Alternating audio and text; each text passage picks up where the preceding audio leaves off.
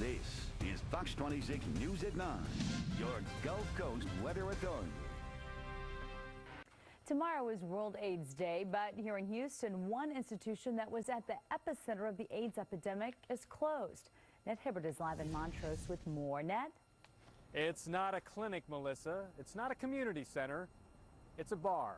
But Mary's Lounge was shut down last month after nearly 4 decades.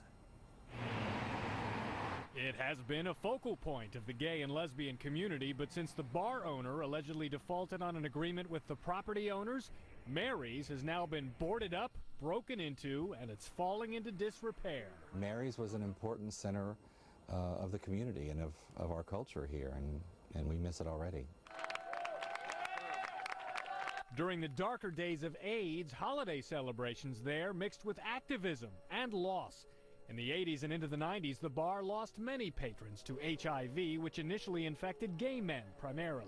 Mary's was also an important center of information, particularly in those early days when we didn't know. And the bar's backyard hosted many a memorial, says Judy Reeves with the Gulf Coast Archive and Museum of GLBT history. A lot of ashes were scattered back there in celebrations of life. A lot of ashes were buried, a lot of urns were buried.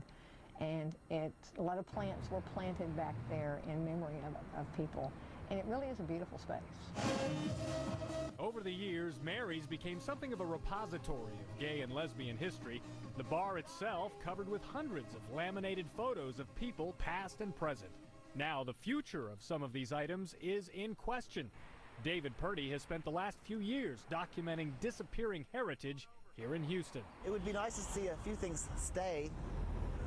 Just one thing that could stay the same. In fact, there is now an effort afoot to clean up and preserve what's inside these walls, as well as remember those whose ashes were scattered beyond them.